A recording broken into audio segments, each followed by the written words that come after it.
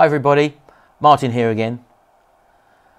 How many of you out there who are interested in working from home subscribe to many different ideas and lists and people all promising easy wealth? Now, just ask yourself the question, when they're providing you with this information, what are you getting back?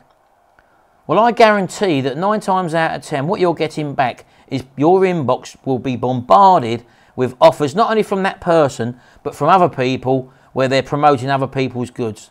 Now, they're basically, what they've done is put you into their sales funnel. Now, this is one thing that I don't do. When you're on my mailing list, if you leave your name in my little box, my opt-in box on the side of my website, for example, I send you a couple of complimentary emails initially just to make contact with you. If you send me an email as a result of receiving one of them, I will answer you back. If you buy my course and want further information and help, I will reply to you personally. Sometimes, depending on what you want to know, I will elaborate even further, and sometimes my answers can go on and on, just till I get the point. Because 9 times out of 10, most people who have bought the so-called bought into the dream and the hype of working from home, I call it working from home, they've bought into the, you've got to be in the business opportunity market or the diet and fitness market, health and beauty and all that sort of stuff. Now, as I said to you before, those are not the places for a beginner to start off. Not unless you've got a hell of a big advertising budget, because you're coming in cold. And I see it all the time. When I visit YouTube, for example, and you type in work from home or make money or business opportunity, for example, and you see loads of people offering their services and talking to you as a mentor who obviously haven't got what it takes and have done nothing and have generated nothing. They're basically trying to sell you the dream on what they've been sold by the way of them making a commission or whatever. Do a bit of background research on the person that you're checking out.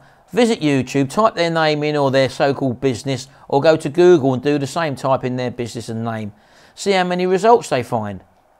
I mean, in general, if someone's got a website, for example, with a ranking, if you get an Alexa toolbar fitted onto your browser, for example, if you visit alexa.com, you can download their toolbar, and you can, as a rule of the thumb, you can basically see how popular someone's website is in their toolbar, because once you visit their website, there's a little indication on the toolbar which denotes the global rankings of that website, for example.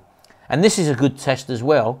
If you're looking to deal with someone, in other words, if you're looking for a supplier and for maybe either drop shipping or a wholesaler, for example, especially definitely if you're dealing with drop shipping or buying products from abroad, for example, in like as far as China, for example, you can normally assess whether or not that person is credible, because there are a lot of dubious deals when dealing with people from abroad in countries where you're not familiar with their different laws over there, different ways of doing things, for example. And you can basically see if someone's got a website which is probably around the million ranking globally, or anything below a million, then you pretty much guarantee that that person is credible, they've got a good business, they're obviously doing a lot of business, a lot of visitors to their website. But if you visit someone who's saying that they're going to supply you and they're very popular in supplying a certain thing in their niche, and their website views is 7, 8, 9, 10 million, or their ranking is 7, 8, 9, 10, or even higher. I've seen websites at 20 million ranked in the world on the Alexa rankings. I would then do a bit more investigation. But as I say, on the rule of thumb, anything roughly below a million in the global rankings on the Alexa ranking, you can normally guarantee that someone is pretty good and pretty credible, and it's possibly worth that you can deal with them. And you know, so that is a little sort of not a rule of the thumb, but sort of a guideline for you to go by when you're checking people out, for example. But as I said, Google people, type their name in, type their system into Google, see what comes up. If nothing comes up, well then obviously sort of express a little bit of caution there, for example. But also find out what these people are doing. See if they have got a presence on the internet. See if they have got, are they teaching other people? Have other people given them testimonials? Are these similar people to you? Have they progressed and have they learnt from this person or system or whatever? So do your due diligence and actually find out.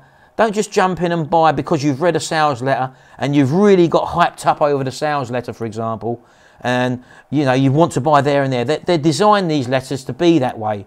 If someone's promising you the earth, and if it seems too good to be true, 9 times out of 10, it is too good to be true. It's not as seems. Because people use words and terms that are very clever without actually committing themselves that they're doing anything wrong. So just be aware of that. And also people who offer you bonuses. I've seen websites and people offer bonuses worth hundreds or even thousands of pounds or dollars when the product's only £49. And you ask yourself the question, why are they offering all them bonuses with this product? But surely that can't be right. Your own common sense will tell you that that's not the case. Now, as I said, me personally, I don't offer bonuses because what you see is what you get with me. I don't put any smoke and mirrors in front of you at all. I tell it as is. I tell you what I've done. Now, if you want to learn to work from home and achieve possibly one step at a time how to break out of the so-called rat race, the first thing you've got to do, as I've said to you before, is to find something and learn how it's done. Now, treat it as a hobby. Treat it that you're on the learning curve. Don't expect too much too soon. Do something while you've still got your full-time job where you can learn in your part-time. And 9 times out of 10, DVD training is very good for that because you can rewind it over and over again. And as I said, coupled with what I do, I provide the email support if you've got questions to ask. Whatever thing you go into, you will always have to ask questions.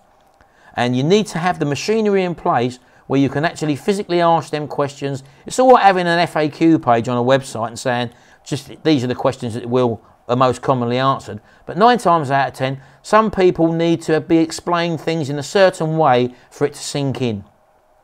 And what I tend to do is I tend to take things down to the lowest common denominator, and I explain things like that rather than overcomplicate things. I reckon it's best to make things sound simple, and that is the core of my teaching. I simplify it right down to the bare essentials so that anyone can basically understand it. Sure, can be complicated further down the line, but it's all about one step at a time, being on the right pathway and moving forward down the road by you providing the right action. Well, that's just a little guide in what you should be looking at when you're looking at starting a home business, what your goals and motivations are for doing that, and looking that it's got to be scalable. You want to be able to scale it up one step at a time till you get to the stage where you don't have to work for an employer anymore and you can jack it all in and then happily work at home and start really enjoying your life. That is what it's all about. That's what I do, and that's what I will do if you take my course, and I'll provide the backup and support that you need to get you where you want to be. There you go. Thanks very much. I'll speak to you again shortly. Bye-bye now.